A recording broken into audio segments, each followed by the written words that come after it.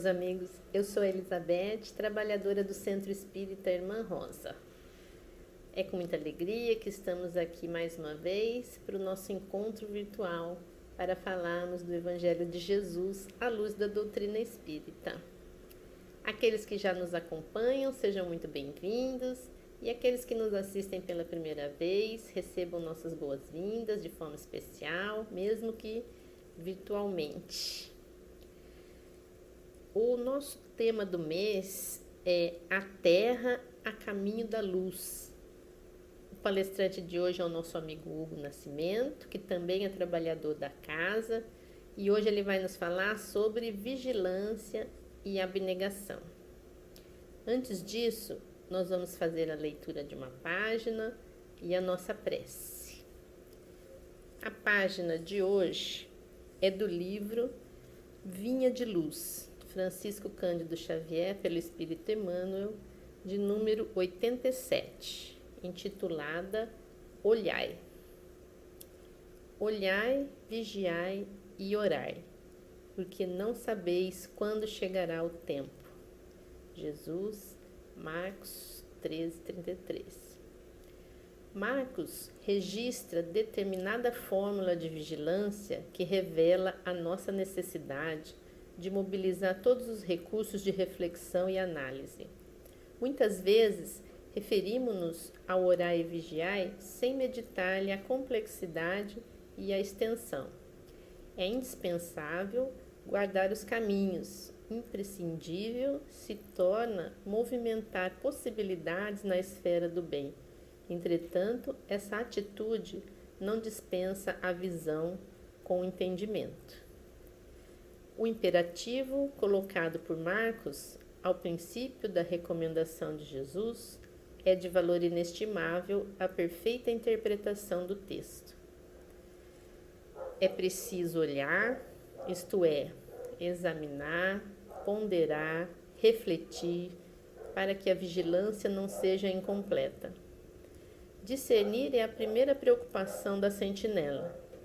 O discípulo não pode guardar-se, defendendo simultaneamente o patrimônio que lhe foi confiado, sem estender a visão psicológica, buscando penetrar a intimidade essencial das situações e dos acontecimentos.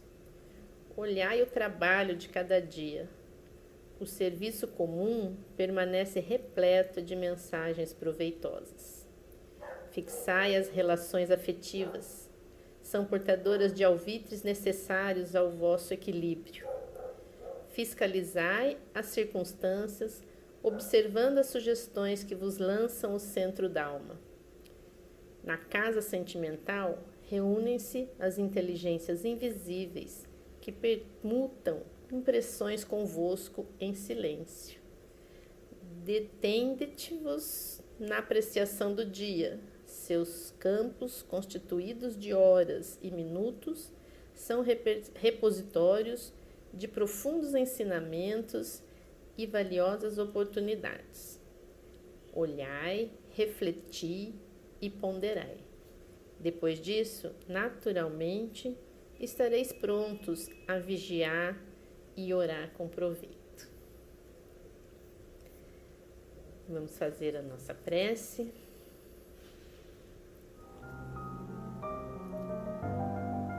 Jesus amigo, querida Irmã Rosa e todos os benfeitores que nos auxiliam neste trabalho. Agradecemos a oportunidade de mais este encontro e deste aprendizado. Que possamos neste momento abrandar nossos corações conturbados e unir nossas mentes em um só pensamento, envolvidos pela Tua luz, para receber as palavras trazidas pelo nosso amigo Hugo, que preparou esse estudo com tanto carinho. Que o Teu Evangelho, Mestre, seja nosso guia de conduta para os nossos propósitos de evolução nesta nossa jornada aqui na Terra, a caminho da regeneração. E os Seus ensinamentos nos sirva de consolo em todas as nossas aflições. Que o nosso palestrante possa ser inspirado pelo alto nesta oportunidade bendita. Que assim seja, Graças a Deus. Vamos ouvir então o nosso amigo Hugo. Olá, seja muito bem-vindo ou muito bem-vinda a mais essa exposição virtual do Centro Espírita Irmã Rosa. Que o estudo de hoje possa proporcionar para nós um material de reflexão, de aprendizado, de crescimento, para que possamos conduzir nossa caminhada terrena com mais sabedoria. E nesse momento a gente roga a espiritualidade amiga que nos ampare, nos envolva, para que possamos aproveitar ao máximo essa oportunidade de crescimento, estudando o Evangelho de Jesus e estudando a doutrina espírita. E hoje o tema que nos coube é falar sobre vigilância e abnegação. Dois temas, duas virtudes fundamentais que aparecem em múltiplas instâncias do Evangelho, aparecem em múltiplas instâncias do Livro dos Espíritos, do Evangelho segundo o Espiritismo e na obra espírita como um todo. E o nosso objetivo principal aqui é tentar responder a seguinte questão: por que essas duas virtudes são tão exaltadas, são tão importantes, são fundamentais para nós? E por que elas são tão ressaltadas por Jesus e pela espiritualidade? E se nós formos pensar e tentar trazer à tona todas as instâncias que isso aparece no Evangelho, seriam muitas, né? Seriam múltiplas. Ela aparece no momento em que Jesus fala para nós orarmos e vigiarmos, isso em Mateus, ou quando em Marcos acrescenta um termo adicional. Marcos fala sobre olhai, orai e vigiai, ou olhai, vigiai e orai, né? Então ele aparece novamente aí mais uma vez. Ou no momento da oração do horto, no Monte das Oliveiras, a oração que antecede a prisão de Jesus, em que ele chama Pedro, João e Tiago para fazer uma última oração em conjunto, naquele momento em que ele se sentia tão angustiado pelas horas que viriam do seu grande testemunho, em que os 3 discípulos adormecem e não conseguem acompanhar Jesus em sua oração. Novamente temos aqui, quando Jesus fala com eles que pergunta, não conseguem nem velar uma hora comigo, novamente a questão da vigilância vem à tona. Né? Quando temos a deserção de Pedro, quando temos a traição de Judas, né, nós também podemos fazer uma extração importante sobre o tema da vigilância, porque esses ambos companheiros não foram vigilantes o suficiente nesse momento, apesar das múltiplas advertências do Senhor, quando Jesus deixa claramente colocado para Pedro que ele o iria trair por 3 vezes antes do galo cantar, e quando ele fala que entre os discípulos haveria alguém que iria o trair. Né? E ainda, mesmo assim, com a advertência de Jesus, essas questões acontecem, a traição e a deserção de Pedro. Então, se a gente para pensar, o tema da vigilância e a necessidade da vigilância conjugada com o olhar e com a oração aparecem em múltiplas instâncias do Evangelho. Jesus não nos cansa de chamar a atenção para esse tema, mostrar a importância desse tema e a necessidade desse tema. E sobre a abnegação também, outra questão fundamental, que não só o Evangelho inteiro é um ode, é um hino à abnegação e à renúncia do Cristo a favor da humanidade inteira, mas também quando ele coloca em Mateus 16, versículo 24, que ele fala para nós, né, como uma das questões fundamentais para que possamos tornar-nos seus discípulos. Ele fala: se quer vir após mim, negue-se a si mesmo, carregue sua cruz e siga-me. Ora, esse negue-se a si mesmo nada mais é do que a abnegação. Porque o que é abnegação? É a renúncia dos interesses próprios, interesses egoísticos ou interesses egoístas, em favor de uma causa maior, em favor do semelhante, em favor de algo que tem um sentido muito mais profundo do que interesses mesquinhos de nossa parte. Né? Abnegar-se, a abnegação é justamente isso, é essa renúncia de algo, desses interesses pessoais, não dos nossos sonhos, desejos, etc., mas desses interesses mais mesquinhos, mais materialistas, mais imediatos, em prol de algo muito maior, em prol de algo que fala na direção do outro, na direção do interesse coletivo, no interesse, no bem do nosso semelhante. Esse é o sentido maior de abnegação. Então, Jesus aqui fala de uma condição necessária para que possamos segui-lo, tornarmos seus discípulos, que é justamente negar-se a si mesmo, essa renúncia dos interesses personalistas em prol de algo maior. Então, a vigilância e a abnegação aparecem fartamente, exaltadas, documentadas, exemplificadas por Jesus no seu Evangelho, assim como em toda a doutrina espírita, que a gente vai ver futuramente. Então a gente vai começar agora a tentar responder por que elas são tão importantes. E para isso, a gente vai começar com uma pergunta do Livro dos Espíritos, que é a pergunta número 132, em que Allan Kardec pergunta qual é o objetivo da encarnação. Essa é uma pergunta fundamental, porque é claro que nós queremos saber o que estamos fazendo aqui, encarnados nesse planeta, passando por tribulações, dificuldades, problemas, desafios. O que fazemos aqui enquanto estamos encarnados? Qual o objetivo da nossa vida enquanto criaturas que nos encontramos na experiência carnal, na experiência terrena? E a espiritualidade faz uma resposta que ela pode ser desmembrada em algumas partes, né? A primeira frase que a espiritualidade nos traz é que Deus nos impõe a encarnação com o fim de nos levar à perfeição.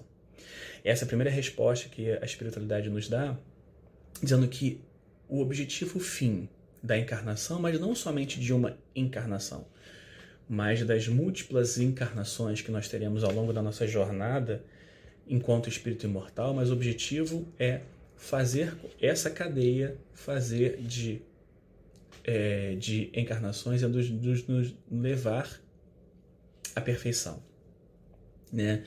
E a espiritualidade continua dizendo que muitas vezes essa encarnação é uma expiação, muitas vezes essa encarnação é uma missão. Depois disso, a espiritualidade superior coloca que a encarnação tem um outro objetivo, que é fazer com que cada um toque a parte que lhe cabe na criação. Ou seja, todos nós, todos, temos uma parte que nos cabe, que nos toca na criação. Então, a encarnação tem um duplo objetivo de nos fazer levar à perfeição em paralelo a isso. Enquanto isso, vamos também exercendo, colaborando, melhorando, aportando no que nos é possível a parte que nos cabe na criação. Ora, então, vamos tentar desmembrar um pouco isso, porque entender o objetivo da encarnação nos ajuda a compreender por que a vigilância e a abnegação são tão importantes. Se nós pararmos para pensar na encarnação num momento específico, num ponto específico, no tempo e no espaço, ou seja, eu estou encarnado aqui, nesse momento, nessa era, nesse planeta, nesse país, etc. Né? É um ponto determinado no tempo e no espaço. Eu posso pensar no meu passado e no meu futuro. E olhando por esse ângulo, eu posso pensar que a encarnação me permite desenvolver as potencialidades que eu tenho em estado latente, desenvolver as minhas virtudes, desenvolver as minhas qualidades morais, sempre pensando no porvir, ou seja, estou construindo, trabalhando para o meu futuro espiritual. Esse é um ponto importante da encarnação. E, ao mesmo tempo, em paralelo, isso em conjunto, eu estou também o quê? Buscando dar conta do meu passado espiritual. Que, se nós analisarmos friamente a nossa condição atual, não deve ser lá o melhor passado espiritual, ou melhor ficha reencarnatória possível, né? Então, a encarnação, a gente se insere nesse contexto na matéria para quê? Para desenvolver o que temos em estado latente ainda, ou seja, todos nós sabemos que guardamos em nós, em estado latente, os germens né, as sementes da perfeição, porque somos filhos de Deus e isso está em nós por herança divina. Então temos os desafios que nos impelem a desenvolver tudo isso, assim como temos o dever e a obrigação de nos pacificar com o nosso passado espiritual. E como é que isso se dá? Expiação, reparação e fazer o que é necessário para que eu quite as minhas dívidas com o meu passado de erros, de descaminhos, de equívocos, né? Como é que esse meu passado espiritual surge no meu presente para eu dar conta dele? Primeiro, ele surge através das nossas múltiplas tendências, tentações, imperfeições que ainda estão dentro de nós, né? As nossas, tudo aquilo, se a gente, a doutrina espírita nos coloca que se nós realmente fizermos uma análise profunda da nossa encarnação atual, da nossa personalidade, das nossas tendências mais inferiores, daquilo que nos motiva ou nos instiga ao vício, daquilo em que nós nos destemperamos, etc., nós vamos perceber claramente uma correlação do que muito provavelmente foram as razões das nossas quedas em últimas existências, né? Então, se nos analisarmos, nós vamos perceber onde estão os nossos grandes desafios existenciais que devem ser endereçados. Então, Emmanuel tem uma frase muito interessante que ele coloca que as tentações que nós vivenciamos na vida, elas surgem dos recantos mais sombrios da nossa individualidade, né? O que ele quer dizer com isso? Ele quer dizer simplesmente que os desafios mais difíceis que nós enfrentamos aqui em termos de tentação, na verdade estão dentro de nós, né? São questões íntimas que nós precisamos endereçar, que ainda não foram endereçadas, né? Ou foram mal endereçadas, e que nós precisamos trabalhar para vencermos essas tentações, porque na raiz dela tem uma imperfeição que nos motiva a desempenhar aquele ato que a gente sabe que não é bom para nós. Ou um vício, ou uma atitude que vai nos prejudicar, ou prejudicar alguém que nós amamos. Então nós precisamos dar conta para isso. E qual é a melhor ferramenta, a melhor virtude para dar conta das tentações, para dar conta daquilo que surge, que brota de dentro de nós e que muitas vezes nos impele a uma ação equivocada, a uma ação desconecta com o Evangelho, a uma ação desconecta com as leis divinas que irão nos trazer prejuízo? É justamente a vigilância. A vigilância que nos permite estar atentos, nos observando, nos resguardando, tendo cuidado para com a nossa existência, para com a existência daqueles a quem amamos, para que a gente não dê espaço para que isso surja e traga seus efeitos destrutivos, né, de uma imperfeição, de uma tentação, que muitas vezes irá nos prejudicar até Deus sabe quando. Então a vigilância, ela entra como uma verdadeira guardiã da nossa encarnação, no sentido de nós podermos entrar em contato com o nosso passado espiritual em forma dessas tendências ainda destrutivas e ter consciência para poder exercer melhor nosso livre-arbítrio, optando por não quero mais isso não é mais para mim, meu caminho não é mais esse, não devo seguir mais por esse trajeto. A vigilância que nos permite esse ponderar, a vigilância que nos permite esse estar atento para que nós possamos fazer uma escolha mais acertada, mais alinhada com os valores espirituais que nós queremos construir, né? Por isso que a vigilância é tão importante, porque o Cristo sabia que, enquanto espíritos imperfeitos que somos, a tentação iria vir. Os desejos muito vinculados ainda à matéria iriam aparecer, né? A gente, muito provavelmente, e isso é citado no Evangelho, a glutonia, o sexo desvairado, tantas outras, o vício em drogas, álcool, etc. Tantas coisas, não só isso, isso são, né, o lugar comum do que a gente chama das imperfeições dos vícios, mas a formação de vínculos afetivos desequilibrados, né, a exigência emocional em cima dos outros, ciúmes descabidos, inveja, ou seja, são tantas tendências que ainda nós trazemos que, se nós não tivermos vigilância, que é esse olhar atento para nós mesmos, a gente nem vai perceber que nós estamos incorrendo nos mesmos erros. Então a vigilância é fundamental.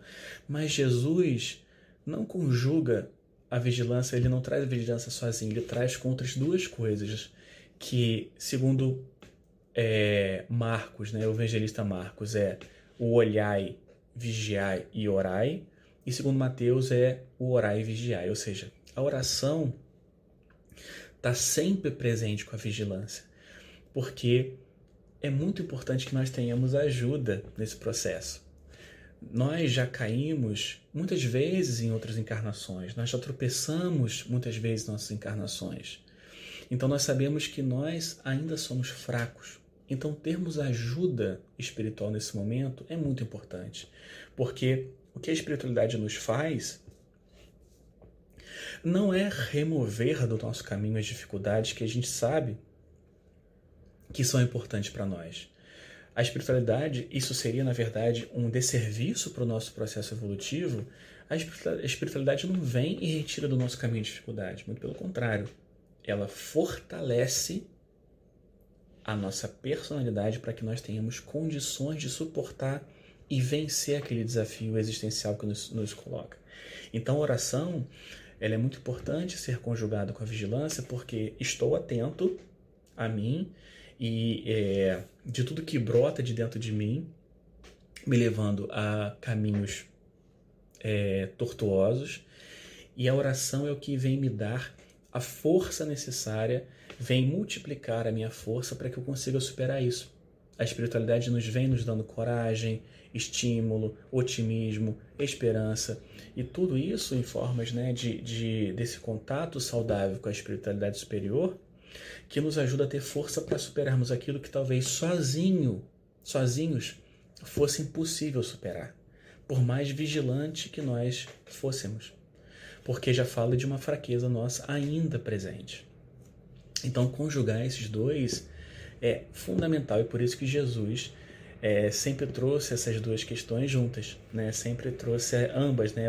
A oração e a vigilância, e Marcos coloca ainda, né, na frase de Jesus, e isso é resgatado por Emmanuel, o olhai, vigiai e orai. E por que Emmanuel coloca que esse olhai na frente é tão importante? Porque esse olhai, ele traz uma ideia de ponderação, de observação atenta, de você olhar com clareza para aquilo que está acontecendo, para aquilo que acontece dentro de você especialmente, para olhar para a situação da forma mais ponderada possível, para que as decisões sejam tomadas da melhor forma possível também. Então, isso nos fala de uma necessidade muito importante, e isso também é trazido pela Joana de Ângeles, não só de reagir, porque a gente acaba muitas vezes na vida somente reagindo. Alguém faz algo, eu reajo. E às vezes instantaneamente, de uma forma muito equivocada. Joana de Ângeles fala que a gente tem que trocar o reagir por agir, porque o agir tem antes um planejamento, uma ponderação, uma observação, um pensar mais equilibrado, um pensar mais tranquilo, né? Então esse olhar também fala um pouco disso, né? Então a gente precisa pensar isso conjugado. Então a gente já viu que a vigilância nos ajuda muito a estarmos atentos a nós mesmos, especialmente naquilo que surge, que brota dentro de nós, do nosso passado espiritual, que podem ser, novamente, se não formos atentos e vigilantes, novamente uma causa de queda, né? E continuarmos pedalando, sem progredirmos, porque estamos incorrendo nos mesmos erros de sempre, de múltiplas existências. Então a vigilância surge nesse contexto. E a abnegação? A abnegação ela é tão importante quanto porque ela já nos projeta para o futuro. Porque como a gente pode observar no Evangelho segundo o Espiritismo, quando Allan Kardec elabora aquele capítulo belíssimo onde ele fala que fora da caridade não há salvação, o que não é a abnegação, senão um potencializador da caridade? Senão o que a abnegação a gente pode pensar quase que indissociável da caridade, porque eu só consigo executar a verdadeira caridade se eu realmente renunciar a meus interesses pessoais, personalistas e egoístas. Somente se eu conseguir isso, eu consigo realmente me entregar à caridade, que é o fator sine qua non para o meu processo evolutivo, para o meu crescimento espiritual. Né? Então, se fora da caridade não há salvação, né, e a caridade é colocada não só por Jesus, né, em todo o Evangelho, não só em palavras, mas em ações que brotam aos milhares no Evangelho, mas também pela doutrina espírita, mostrando que esse é o caminho, né? Porque a caridade, ela é um caminho, ela é uma virtude que, se nós buscarmos desenvolvê-la, se nós buscarmos alcançá-la, todas as virtudes virão como consequência. Porque para você exercitar a caridade, para você ser uma pessoa caridosa, é impossível ser vaidoso, orgulhoso, egoísta e todas as outras imperfeições que nos acompanham. Para exercitarmos a verdadeira caridade, ou ao caminharmos na direção dela, nós precisamos automaticamente, por definição, ir nos despojando dessas imperfeições que nos acompanham. Por isso que a caridade é tão importante, porque é aquele guia seguro que está em sintonia perfeita com as leis divinas e nos ajuda automaticamente a nos despirmos daquilo que ainda carregamos e que pesa na nossa bagagem espiritual, nossas imperfeições. E a abnegação se conjuga perfeitamente com a caridade, porque, sendo a abnegação a renúncia de si mesmo, é uma condição necessária para a caridade, conforme exemplificou Jesus. Porque a gente conhece obras beneméritas, a gente conhece aquele auxílio financeiro, então aquele auxílio em termos de alimento e tal, que é importante. Obras assistenciais são fundamentais, mas muitas vezes elas podem ser feitas sem o espírito essencial da caridade. Eu posso dar aquele alimento, muitas vezes fazendo o outro se sentir inferior. Muitas vezes eu posso fazer aquilo para que o outro possa olhar para mim e ver quanto que eu sou bom, para que os meus gestos sejam aplaudidos. Isso não é caridade, isso é muito mais amor próprio e vaidade do que caridade, porque conforme a doutrina espírita nos coloca, a caridade, ela não te exalta, o ideal é que ela seja feita sem que ninguém saiba, para não ter esse estímulo da vaidade, ela não humilha quem recebe. Então, essa caridade só consegue ser feita com abnegação, que é a renúncia dos nossos interesses próprios em prol do nosso semelhante. Então, a abnegação, estando tão intimamente ligada à caridade, é claro que ela é importante para nos potencializar, para potencializar a nossa encarnação, para que a gente possa desenvolver tantas virtudes que nós precisamos desenvolver. Por isso, essa importância. Um ponto que eu queria também trazer para a gente pensar um pouco isso é uma frase de Emmanuel que está em Palavras de Vida Eterna, que é complementado pelo Batuíra em Mais Luz, que é sobre o risco que nós corremos de interpretarmos equivocadamente a questão da vigilância. Muitas pessoas, e é engraçado porque Emmanuel coloca o título da página chamando Evitando a Tentação, Muitas pessoas têm a tentação de tornar o orai e vigiai algo estanque, algo que não tenha movimento, algo que seja um exercício puramente intelectual, que seja puramente uma questão mental. E Emmanuel coloca que, na verdade, tanto Emmanuel quanto Batuíra colocam que a gente precisa pensar numa oração e numa vigilância operante. Que o que é isso? Que as formas mais elevadas de oração e vigilância é trabalhando, ajudando, incessantemente e incansavelmente no bem. Dessa forma, a gente realmente consegue conjugar melhor a oração e vigilância e não fica somente num exercício sem prática, né? Não fica somente no exercício intelectual sem a prática necessária que é fundamental para nós. Então, Emmanuel e Batuíra colocam que a gente tem que tomar cuidado para a gente não se encastelar, não nos encastelarmos nessa torre de cristal da oração e da vigilância e esquecer do mundo real. Perceber que a oração e vigilância, no seu mais alto grau, na verdade, elas conjugam perfeitamente bem o trabalho no bem, o trabalho incansável no bem. Emmanuel coloca, né? Aprendendo e ajudando sem cessar. Então, sempre que nós pensarmos em oração e vigilância, pensemos também no trabalho no bem. Até porque é muito mais fácil nos vigiarmos e orarmos dessa forma. Fica muito mais fácil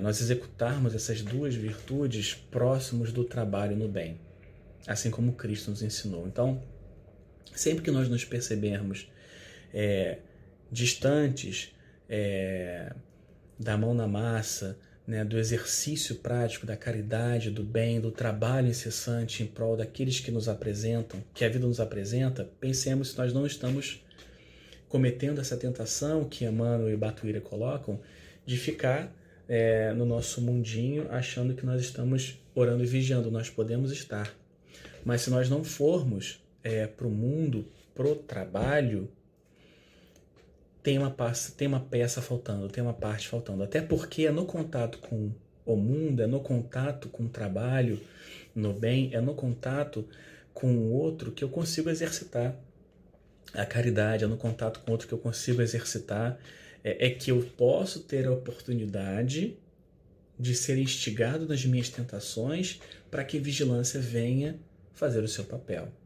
Senão é tudo muito mais fácil. Se eu não me exponho, né, se eu não entro em contato com os meus desafios existenciais, como é que eu vou saber se eu já tenho condição de superá-los ainda ou não, né? E outro ponto que Emmanuel traz, que é super importante para a gente não esquecer, é que a gente pensar na oração e na vigilância não somente no nosso campo individual, não somente na nossa encarnação, não somente num olhar para a nossa individualidade, mas tentando associar com aquela primeira pergunta que a gente trouxe do Livro dos Espíritos, que fala que um dos objetivos da nossa encarnação é tocar a parte que nos cabe na obra da criação. Então nós temos um papel a desempenhar na obra da criação. E Emmanuel coloca exatamente isso, que nós precisamos também ser vigilantes na obra do Cristo. Né? Que qualquer obra que se preze precisa ser vigiada, no sentido de ser protegida, cuidada, amparada, resguardada. Né? A vigilância surge aqui nesse sentido. E nós temos um papel, né? Se nós nos dizemos discípulos de Jesus, se nós nos dizemos, né, espíritas, nós temos algo para vigiar também além da nossa própria existência. Nós temos algo além da nossa própria existência para cuidar também, para nos dedicarmos no sentido de proteger essa obra tão importante para a humanidade, que é a obra do Evangelho. Então, para a gente também estar vigiando, né, o que nós estamos fazendo em prol dela ou até contra. né, para nós repensarmos nosso papel nessa grande e maior obra que todos nós estamos inseridos, que é a criação, e mais especificamente na obra espírita cristã. Pensarmos o nosso papel aí, né? Se estamos sendo bons sentinelas, como Emmanuel coloca, se nós estamos sendo bons sentinelas. É curioso também pensar que a abnegação também aparece aí. Se nós formos no capítulo 20 do Evangelho segundo o Espiritismo, item 4, que é um item que o Espírito Erasto fala sobre a missão dos espíritas. E a palavra abnegação aparece 2 vezes ali. Então, não somente a vigilância na obra, mas também a abnegação na obra espírita cristã. Por quê? Porque Erasto fala sobre uma questão que é importante, que ele fala que como que a gente consegue identificar aqueles espíritas que continuam ali ainda firmes e podem ser vistos realmente como verdadeiros espíritas. Ele coloca pelos princípios que eles exemplificam: a caridade, o amor ao próximo, a abnegação, a entrega a uma causa maior. É assim que se identifica aqueles que estão deturpando a obra espírita do que aqueles que realmente são espíritas. A gente reconhece pela exemplificação que dão dos princípios que esposam, e a abnegação aparece como um deles. Então, pensar também, a gente não pode deixar de pensar no nosso papel nessa obra maior também, que é a obra espírita cristã, e que nós fazemos parte de alguma forma, sem dúvida. Até porque muitas pessoas terão contato com o Evangelho através de nós. Muitas pessoas irão conhecer o Evangelho através dos nossos exemplos, muito mais do que daquilo que a gente fala. Muitas pessoas terão contato com qual a potência da doutrina espírita e a potência do Evangelho observando a nossa existência, o nosso dia a dia. Nós somos um livro aberto, a qual as pessoas podem ler ou não. E quão bom será se nós pudermos fazer uma boa propaganda do Espiritismo e do Evangelho com nossos próprios exemplos, e não distorcê-los. E nesse ponto eu queria trazer um caso narrado pelo espírito Hilário Silva no livro A Vida Escreve, que é uma passagem sobre uma mentora da nossa casa, que é a Anália Franco, e mostra exatamente isso, porque essa página, Hilário Silva conta uma historinha que a Anália Franco estava à cabeceira de uma mulher enferma, visivelmente desequilibrada, muito provavelmente obsidiada. E a Anália Franco estava ali como uma cuidadora, né? E ela pergunta para a doente se ela poderia fazer uma leitura de uma página do Evangelho segundo o Espiritismo, a qual a doente responde: "Tá doida? Você tá louca? Claro que não", muito, muito brava, de forma muito agressiva. E na sequência, ela fica muito furiosa e começa a destratar a Anália Franco, né? Começa a dar ordens muito estapafúrdias: "Traga para mim agora uma sopa", e traz a sopa que estava fria, joga a sopa na Anália Franco. "Traz para mim um copo de água", e a água não estava ao gosto dela, joga água na cara da Anália Franco. Depois pede um chá, e o chá estava frio. "Ela agora me traga um chá quente", e o chá estava ruim também, e ela cospe o chá no chão. Enfim, é uma série de atitudes destemperadas, e a Anália Franco ali sempre tranquila, serena, entendendo, né, aquela criatura que ele se encontra enquanto uma pessoa digna de amparo, que precisava, na verdade, de apoio, né, porque os sãos não precisam de médicos, como nos falava Jesus. Então ela sempre ali exemplificando profundamente o que o Espiritismo e a doutrina espírita já haviam, a doutrina espírita e o Evangelho já haviam construído dentro dela. Até que o momento que a doente pega uma colher e dá uma batida assim na Anália Franco, no braço, e abre uma pequena ferida, e ela começa a sangrar. E ela fica quieta, respira fundo, entende aquela pessoa como uma pessoa doente que precisa de cuidado. E a doente, percebendo essa abnegação de Anália Franco, começa a chorar, e chora muito, e fala assim para Anália Franco: se essa religião espírita, se essa doutrina que te permite me aturar com tanta paciência, renúncia e entrega, eu quero escutar sobre ela. E a Anália Franco pega o Livro dos Espíritos, o Evangelho segundo o Espiritismo, abre uma página que, por acaso, cai na A Paciência, que é uma página belíssima, e ela lê, e aí elas começam a entreter uma conversa, a doente vai se acalmando, vai se serenando, depois é feito um passe, e ela fica visivelmente mais equilibrada depois daquilo tudo.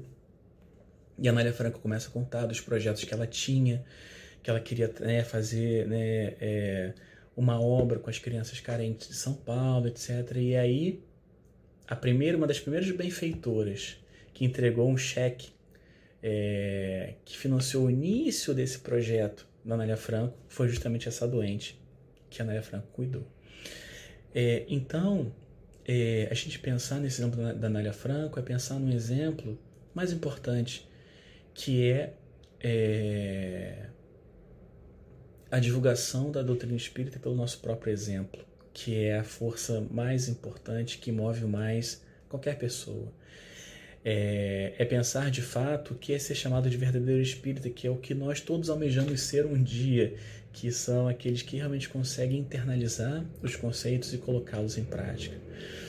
E um desses conceitos fundamentais é o da vigilância e da abnegação, fundamentais para o nosso processo evolutivo, para o nosso processo encarnatório. Muito obrigado a todos pela atenção, que nós possamos sair daqui pensando e meditando acerca dessas duas virtudes que não podemos deixar de lado e que elas farão toda a diferença no nosso caminho evolutivo. Muito obrigado e até uma próxima. Senhor Jesus, após mais um encontro de estudo, os nossos corações estão repletos de gratidão e de paz. É grande, Senhor, a nossa alegria de fazer parte de seu discipulado e desta forma saborear o pão espiritual, alimento sublime para o nosso ser tão sedento de luz. Neste momento, Jesus, de recolhimento, banhados com tanta paz, suplicamos, divino amigo, a nos ensinar a semear amor a todos os que precisam de estímulo. Permite, Jesus, que os amigos espirituais nos emprestem a condição necessária para, como seus discípulos, possamos distribuir ânimo àqueles que brandam por além. Neste momento, estendemos a paz que nos envolve aos hospitais, aos desabrigados, aos que perambulam pelas ruas sem rumo, a todos aqueles que choram. Rogamos que os bons amigos da casa de Irmã Rosa possam adentrar nos nossos lares, abençoando todos os recantos com luz e paz, que possam confortar e encaminhar os espíritos que porventura aí se encontram e que necessitem de socorro. Jesus, amigo, apresentamos as águas para serem fluidificadas, possibilitando desta forma o nosso equilíbrio físico, mental e espiritual. Fica conosco, Senhor, fortalecendo-nos para as lutas do mundo. Meus queridos amigos, muita paz.